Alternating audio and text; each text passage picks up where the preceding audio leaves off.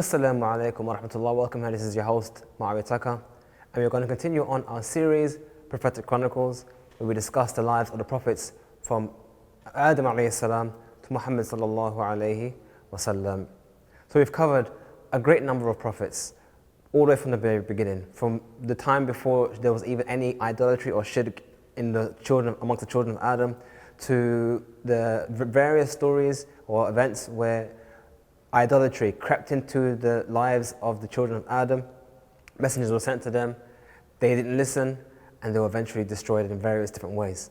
We touched upon Ibrahim alayhi salam and the beginning of a legacy, a long century-lasting legacy, beginning, you could say, almost with Ibrahim and ending with Muhammad sallallahu alaihi wasallam, a chain of prophets, all from the same origin, the same seed. We had Ibrahim, his two sons Ismail. From Ismail we had Ismail and Ishaq. From Ishaq we had Yaqub. From Yaqub we had Yusuf, and we had Lut even amongst the mix. And after that we covered the story of Yusuf alayhi salam, where eventually the family of Yaqub moved themselves from what was now known as Palestine to Egypt, eventually where the children of Israel, you could say, or children, remember Israel is basically another name for Yaqub, where they eventually remained in Egypt. And apparently the area where they were was more southern, like you could say, also like the southern part of Egypt. I think it's called Al-Aqsar. And interestingly enough, a few years ago when I was actually in the area of Al-Aqsar in Egypt, there was actually, I looked at some hieroglyphs. I'm not saying this is the case, I'm not saying this is well, bear with me. I saw on the hieroglyphs images of 7 cows and 7 wheat, and I was quite surprised. I was thinking, is that the story of Yusuf in the wall? Did they record it in history? It was interesting. Who knows? Maybe it's just a coincidence. But essentially, that's where the children of Israel kind of settled. And from that story of Yusuf, many years had passed. Many years have passed. The children of Israel grew in number. As you can imagine, there was 12 sons. Imagine those 12 sons each having just 5 on its own, and then those 5 having 5 on their own. You're already having thousands of individuals amongst the children of Israel. And the descendants of Yaqub grew to a reasonable number. However, during that time, the country today known as Egypt or Misr, they had what's known today as the pharaohs. Interestingly enough, during the time of Yusuf, the idea or the topic or the title pharaoh didn't exist. And interestingly enough as well, when referring to the king of Egypt, it was referred to as king, not Fir'aun, indicating that this was not the case. That it was further back before the concept of a pharaoh became a thing. And the pharaoh or the leader of Egypt at the time, he had a dream that a flame came from the Palestine area and descended upon the Qibtiyin or the Coptics, or you can say the locals, the Egyptians, and destroyed their homes. So he interpreted that as the children of Israel are going to destroy him. That's how I interpreted it. So because of that, Fir'aun, being the oppressor he is, decided to try and, you could say, thwart or prevent anything bad happening to him from the children of Israel. So what did he do? He ordered that the sons of that are born from the children of Israel to be killed. As Allah mentioned in the Quran, يُذَبِّحُونَ أَبْنَاءَكُمْ. So they used to sacrifice or slaughter their children. And subhanAllah, it mentions in the Quran, look again, focus on the use of the words used in the Quran. He said, يُذَبِّحُونَ, ذَبَّحَ. He never said ذَبَحَ. ذَبَحَ means to sacrifice. But ذَبَّحَ, with that extra emphasis, ذَبَّحَ, means to do so profusely, as in excessively almost. Either excessively or a lot. So basically they made it was a slaughter. And if you can imagine that as a tragedy, as Allah mentioned, ذَلِكَ بَلَاءٌ عَظِيمٌ, that was a great tragedy where all the boys that were born were slaughtered.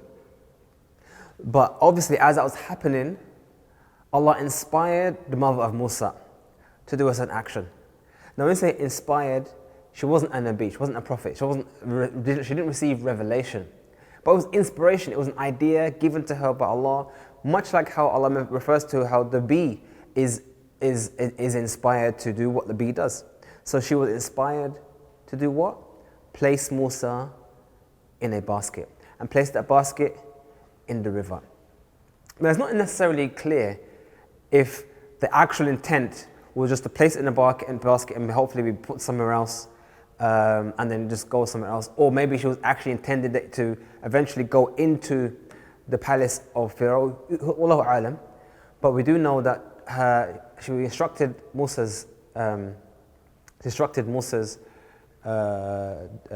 sister at the time to watch the basket and make sure that nothing bad happens to baby Musa. So obviously she watched until the basket entered into the home of Fir'aun. Subhanallah, if you think about that for a second, Allah brought Musa amongst the people of Israel to destroy Fir'aun. And Fir'aun tried his best to stop and thwart the plan of Allah. And rather than succeeding, Allah placed that individual in his home. Subhanallah. That's an example of the power of Allah and Allah's qadr and Allah's decree. If Allah decrees a thing, there's nothing you can do about it. You could try all you want to advert or subvert the qadr of Allah, but no doubt the decree of Allah will happen.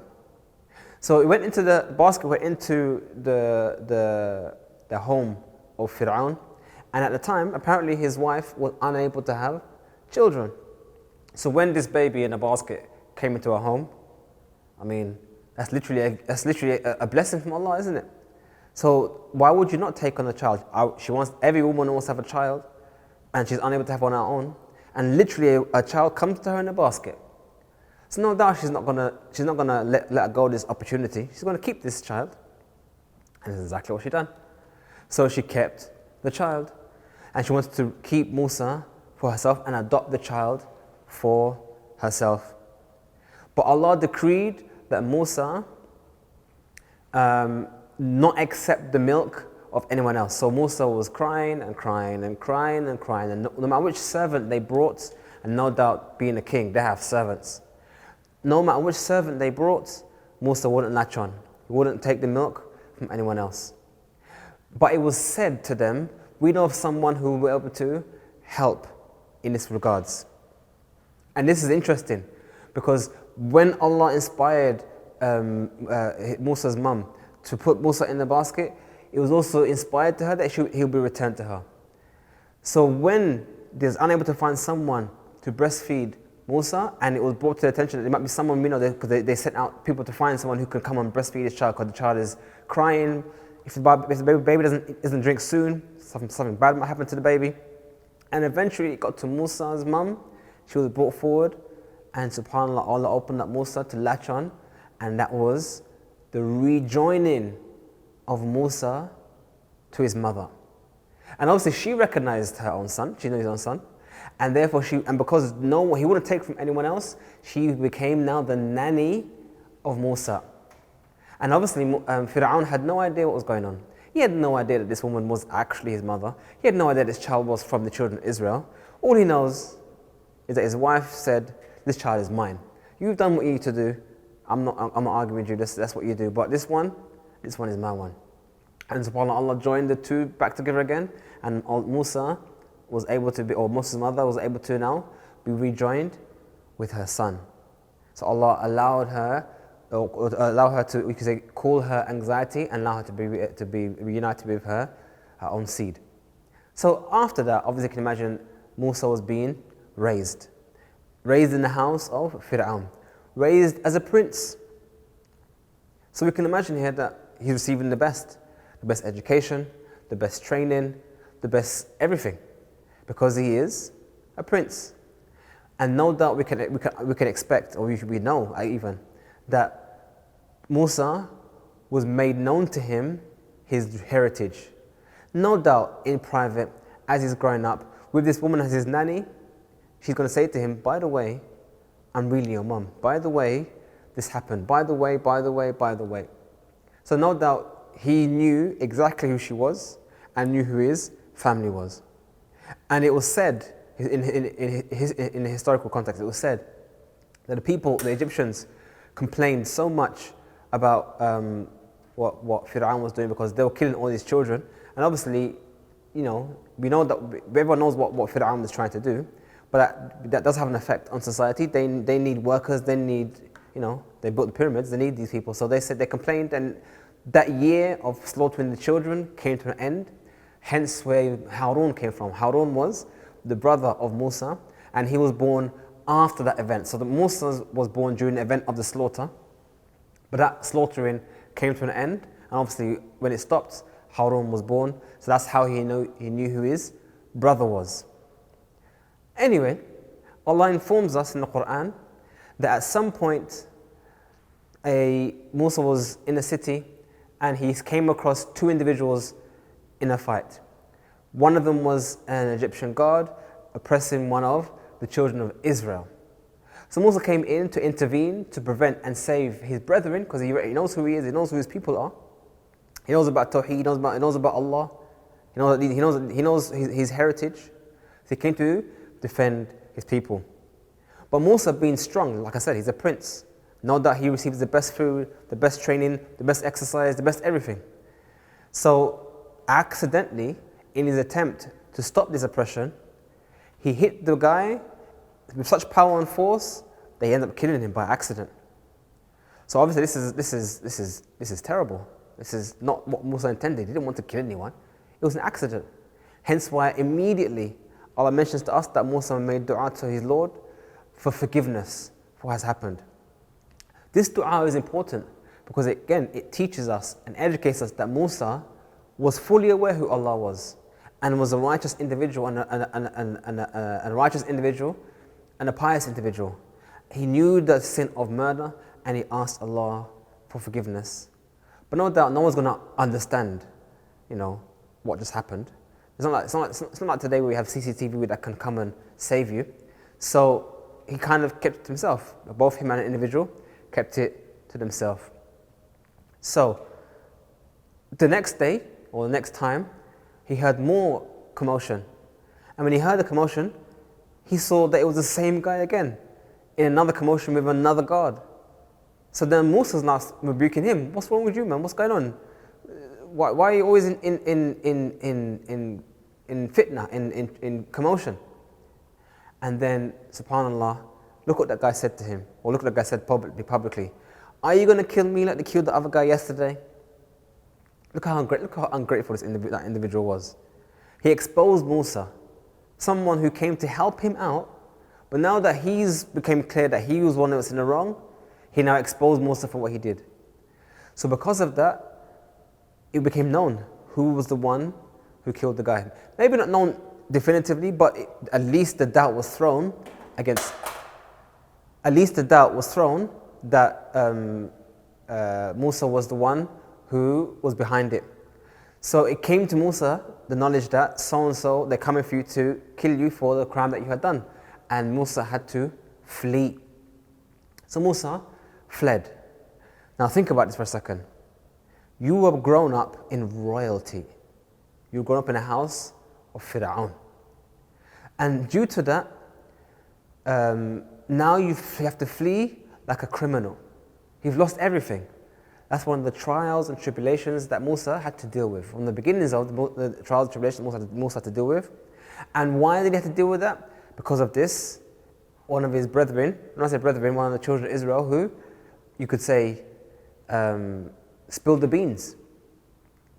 So already, from the very beginning, before Musa was even made a Nabi, he was tested with his people. The people tested him.